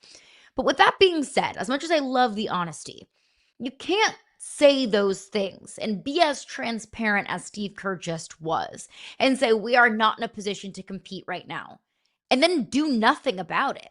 You can't just sit on your hands and continue to run back the product and the team that you have night over night over night that you are admitting is not good enough without trying to make moves to be good enough, to be the team that can contend with the Spurs and the Thunders of the West, to create a championship contender. You cannot admit that your team is not there and then do nothing about it. That's the hardest part, is that all of this feels very open and honest. All of this does feel like Kerr, who I think at his core just doesn't really give a damn what any of us think about what he has to say. He speaks from the heart and speaks in what he thinks is a very honest way, right? So to me, I don't think that there's like a hidden veiled message here, but he's definitely saying our roster is not where it needs to be.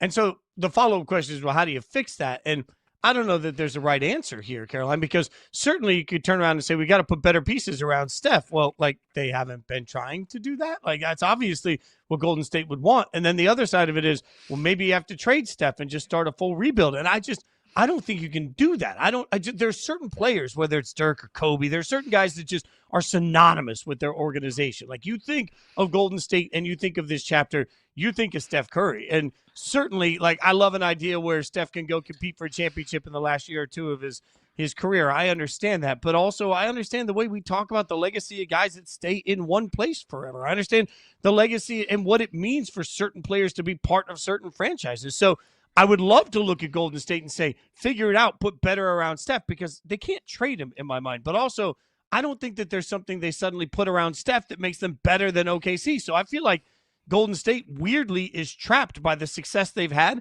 and by what Steph Curry means to the organization. It's hard to put into words what Steph Curry means to the Warriors organization. He is one of those guys that plays for one team his entire career, starts a Warrior, retires a Warrior, wins championships with the Warriors. But warm fuzzies don't win you championships. So if you get a king's ransom of an offer, we are exactly 1 month away from the NBA trade deadline. So maybe it doesn't happen this year. Maybe it happens next year. Maybe it happens the year after that. If you get an absolute haul of an offer for Steph Curry, if you're Golden State, you have to consider it. Yes, it would hurt. And yes, there would probably be riots in the streets for trading away a guy that means more to his organization, maybe more than any other individual player means to his respective team in the association. But if you aren't going to win a championship with Steph Curry now, which Steve Kerr just admitted we are not in position to win a championship right now, the warm fuzzies and the good feelings that you get from retaining Steph Curry won't win you a championship any faster than the picks that you might get in return, or the players, the young players that you might get in return in trading Steph Curry. Maybe moving on from Steph Curry is what the Warriors need to extend this window rather than just trying to ride out the peepops and the unks that you currently have on the Warriors roster. Now, I'm not saying the Warriors should do this, but I am saying that if they get an absolute haul in return, you have to consider it. You aren't wrong, by the way, in the sense that, like, I'm old enough to remember when none of us would have ever imagined that the Bulls would suddenly just not be good for a long, long, long time. And I don't know the right answer to honoring the history that you've had and the past that you've had and honoring the great players that are part of that the way, however they want to be honored. I don't know the right answer to this, Caroline, but certainly it's not hard for me to look at this and imagine waking up in 3 or 4 years in OKC and San Antonio and whoever else in the West has just left Golden State behind. And then all of a sudden, Golden State's just another basketball team. Also, none of this is helped by Draymond. We should mention here, Draymond ejected again over the weekend. That's his second ejection in 7 days. I just, at this point, for all the things that they're trying to figure out in Golden State, one thing you got to figure out is, like, where's the juice squeeze sort of thing here? The juice for Draymond just isn't worth the squeeze to me over and over and over again. It's fine. When you're one of the best players in the world on one of the best teams in the world and you're a pain in the ass, everybody accepts it. But, man, you can't be a Paducah 6 out here acting like you're a New York 9. Like, it's just there is no longer a world where Draymond is worth the drama that comes with Draymond. I would love to see Golden State send him somewhere else just because I'm tired of hearing about Draymond, Golden State, and not having enough wins to make the drama really worth it. Shout out to Paducah, by the way. The best Jimmy John's I've ever had in my life is in Paducah, Kentucky. Hashtag not sponsored. Kentucky, undefeated. Yeah. Undefeated, truly, on road trips. I'm so tired of Draymond. I'm so exhausted with the extracurriculars. This is his second ejection in 7 days. It's always something with Draymond. It's his complaining. He's whining. He's talking in post-game press conferences. He's talking on his podcast. Draymond at this point is so much more of a headache than he is an asset. I'm over it. I'm tired of it. And if I am tired of it, I have to imagine that Warriors fans are exhausted with it. I have to imagine that the Warriors organization, that locker room, is tired of it. It's just, it feels like same stuff, different day with Draymond. It feels like every single day we wake up and there's some new negative Draymond Green news. Oh, over it, Fitzy. I don't know what the Warriors do with him moving forward. Yeah, he's at this point, he's an NBA equivalent of the Kardashians. Like, he's famous, but none of us really remember even why he's famous. He's just not worth it at this point. The crybaby. He's famous for being a crybaby at this point. You are right. What is worth it is the newly launched Yahoo Sports NBA page. You can find it YouTube at Yahoo NBA. Be sure to check out the freshly launched Yahoo Sports NBA page. Again, Yahoo. It's YouTube at Yahoo NBA. Don't want to miss that. All right, we'll keep breaking down everything that we saw from the weekend. Wild chaos across the NFL. Greg Jennings going to join us next. We'll get his thoughts on the league, where it is right now, and what we've seen over the weekend.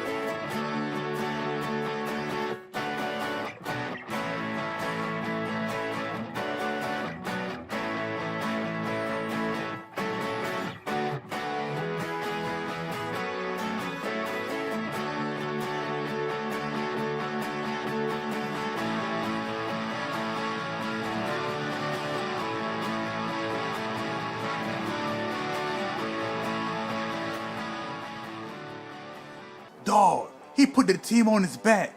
Dog, let's go inside the mind of a Greg Jennings. Dog, I gotta do this. I put the team on my back, though. My leg broke. I don't know how the I'm running right now, though. I'll do this for Madden. Oh, Darren Sharper, one of the most hardest hitting safeties in the league. But I put the team on my back, dude. It. You can't stop me. Cross the plane. Touchdown. Greg Jennings. The only thing better than the Madden version of Greg Jennings is the real one. He joins us right now. You can catch him weekdays from 3 to 6 p.m. Eastern on FS1's First Things First. First Things First, Greg. That clip ever get old, man? You ever get tired of having to watch that highlight? Never gets old. Never gets old. I mean, come on. Greg Jennings. Touchdown. It's a classic. It will forever be a classic. It's in football heaven eternity. It will always remain top of mind as long as football is around. So since you are the poster child of quote unquote putting the team on your back, though, let's go into the mind of Greg Jennings. And we will get the X factor for each playoff matchup that we have coming up in the NFL postseason.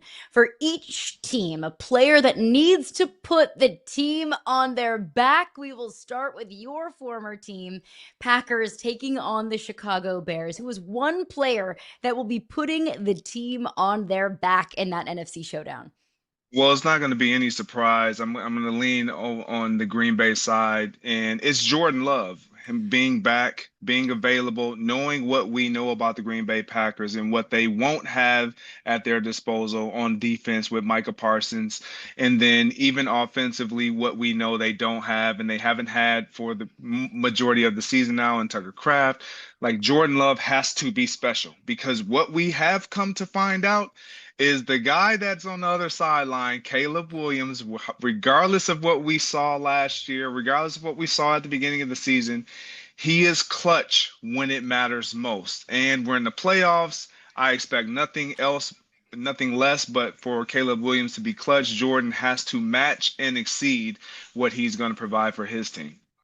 God, you're so right about Caleb. Just a reminder, coaching matters. All right, so what about this matchup? It definitely does. I'm just saying, like, he went from a bust to suddenly, everything's fine for Chicago. Eagles, sure. 49ers. What about this one for you? Who's the biggest X factor in this game?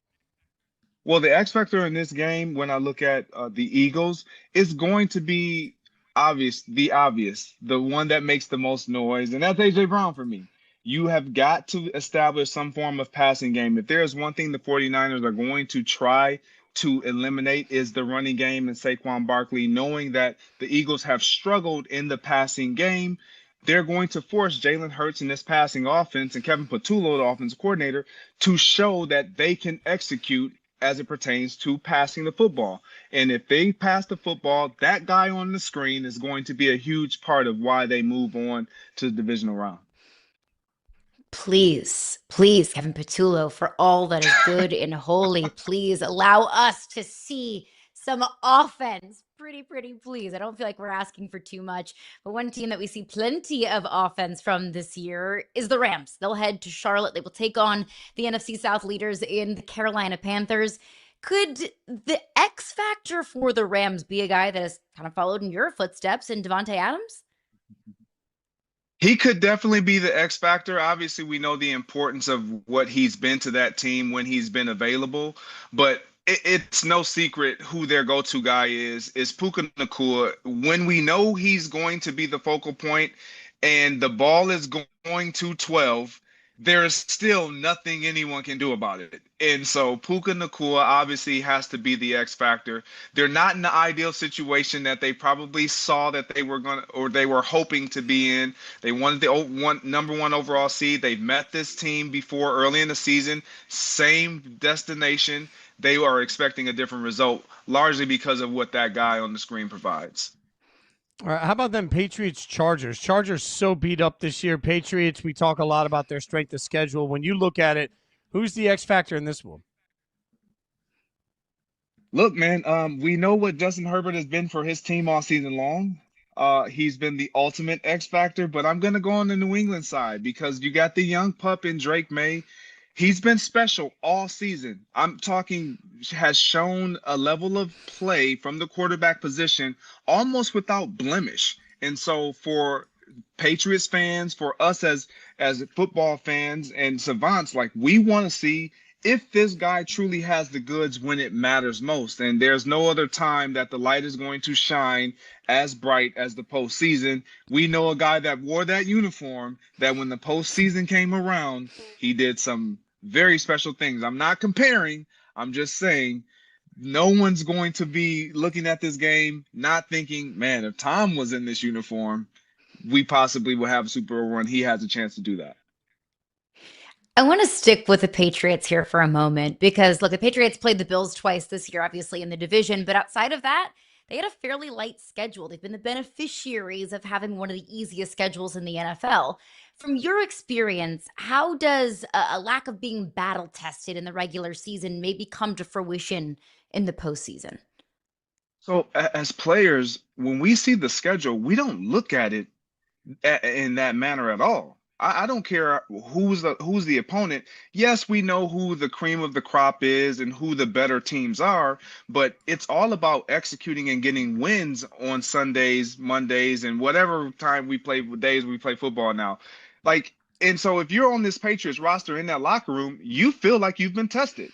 You've played the Baltimore Ravens, a team that just missed out on the postseason. You played the Bills twice, both times really dominating the game for the majority until, things kind of unraveled in that second matchup. But you have the goods. It's about delivering and quieting all this chatter about what we are not because of something we could never control. All right, so then let's look at the Bills-Jags matchup because certainly it feels like the Jags are a little forgotten, and we keep waiting. I mean, just this year of all years, it feels like there's a path open. No Mahomes, Josh Allen got to get it. So in your mind, who's the X factor in that game?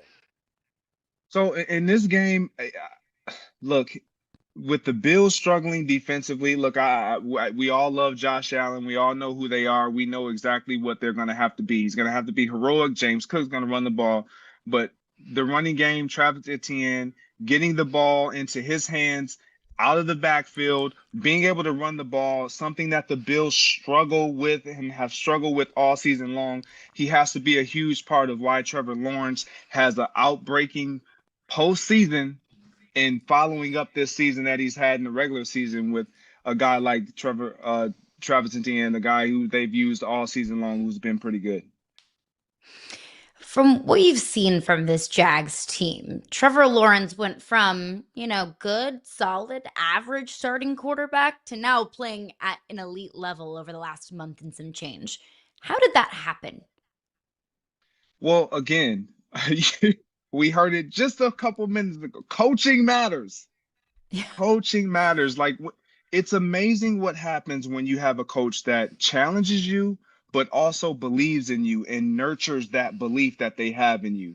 And it almost restores a confidence and reminds you of how great and who you really are in moments like this. So Trevor Lawrence, he's played on big stages. He's been in the spotlight since he started playing football. He has a coach now in Liam Cohen who puts the ball in his hands and challenges him to execute. And he's done that. So they have no expectation of anything less. We are all waiting to see, can he do it and continue to do it at a high level in the postseason when it matters most? Let's get to that Houston Steelers matchup. You know Aaron Rodgers well. He's 42. You're 42. I mean, as somebody that has played so much, when you see him doing it at his age, what's it say to you? I'm going to be honest. Last night was turn back the clock. If Aaron Rodgers, if there is one thing that he's going to do, he's going to compete. And that's exactly why the Pittsburgh Steelers went out and got Aaron Rodgers. So I'm going to go with Aaron Rodgers. I don't expect them to win. But he has to put the team on his back. Obviously, DK Metcalf being back, getting to kind of right his wrongs, if you will, putting his team in a bad situation. They were able to fight through it. They got into the postseason. Now we get to see why they acquired a guy like Aaron Rodgers. It was 4 games like last night. It's 4 moments like this on Monday when they play the Houston Texans. And Aaron Rodgers, he delivered like only he could deliver last night, Sunday night, to close out the season. What a game. That's exactly why the Steelers went out and signed Aaron Rodgers, because when there's 55 seconds left on the clock and you have to score to keep your season alive, Aaron Rodgers delivers in moments like that. So normally we take a deep dive into the mind of Greg Jennings. Let's take a deep dive into the mind of Aaron Rodgers. You've been in those situations with him. What makes him so great in those clutch moments? He never loses belief. Like, I don't care how old he gets. Like, there's always, as players, as competitors, and none more competitive than Aaron Rodgers, like, you always feel like, I have it in me. It's just a matter of executing and putting it on the field of play. And he did it throughout that game last night. It was impressive. Now he's done it. He's going to have a team that feels like, man, we're getting DK back. We can only improve from here. It's only up. That passing game that looked bleak, it was non-existent the week before, because of his ability to survey the landscape of what defenses are going to do, get the ball out of his hand, push the ball down the field when he needs to, and make every critical throw. He had moments in that game where he and only he knew, this is my moment. This is why I came back. This is why I play the game. And nothing else matters but throwing that ball and being pinpoint accurate. And he's one of the best to do it. Greg, speaking of guys that you know, Mike McCarthy's name is going to come up a lot over the next week or so as head coaching openings come up across the NFL. You played for Mike McCarthy. In your mind, does he deserve another shot as a head coach somewhere? Look, I'm definitely gonna say yes. Look, Mike, his resume speaks for itself. What Mike has to show that he can do is win without obviously that marquee quarterback, and every coach has to try to do that, or hopes to either have a guy that they can actually deliver with. He didn't get it done in Dallas. It is what it is. We know how Dallas operates anyway, but now if he does have an opportunity, regardless of what his past has been, he's going to have to be creative on offense, not allow offenses to be stale, and not allow us to start to say the same things that we've said when his time was winding down in Green Bay and as his time was winding down in Dallas with the Cowboys. So Mike McCarthy, his resume speaks for itself. He's one of the best coaches to do it, and so I believe he deserves a chance. Before we get you out of here, of course, got to get your Super Bowl pick. Who you got? What's going to look like in San Francisco? Oh, man. So I'm gonna stick with my pick that I had at the beginning of the season. I said it's going to be the Packers representing the NFC, and I know it's going to be a long road for the green and gold. I still believe in them. And then I got the Bills representing the AFC. Look, Josh Allen's still the best quarterback remaining in the field in this postseason. If he plays like that and they're able to get the productivity out of the running game and get support from that defense, they'll be just fine, whether it's on the road or not. And then if and only if the Packers don't get it done, I hate to say it. I absolutely hate to say this right now. The Bears are so scary when the game is on the line. The Bears are they're never out of it. Like, I don't care how you feel about the Chicago Bears. I don't care how you feel about Caleb, Ben Johnson, that defense, what they don't do in the run game and the pass game. What they are is they're opportunistic. They take the ball away and they provide him with opportunities. And we saw it yesterday. We saw what he can do when you give him opportunities, when you give him the ball. He can deliver. 16-0, and it's like the Detroit has the ball. They have an opportunity to put more points on the board. They don't do it. And somehow, some way, it's like magic starts to just course through his blood. And it turns on, and that moment happens. And he believes in his ability. He is arrogantly confident, and I say both of them intentionally because you have to have that type of swag, that type of belief when you are in between those lines. He has it, and if you're a Packer fan, you want to eliminate them right away, because if you don't, they have a chance to make a deep run. You guys can watch him on FS1's First Things First from 3 to 6 p.m. Eastern every weekday. Greg, man, really appreciate your time. We're going to go play some Madden now for the rest of the day. Appreciate you, brother.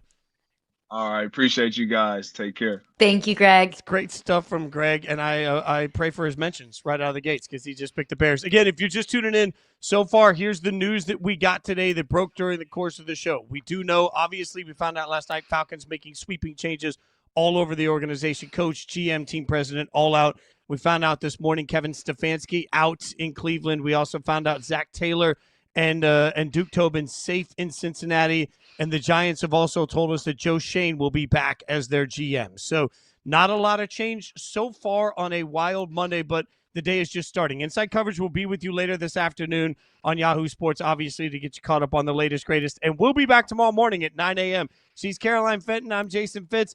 We'll get you all the breaking news tomorrow as it happens. Thanks for hanging out with us. Come back. Watch more of us tomorrow morning.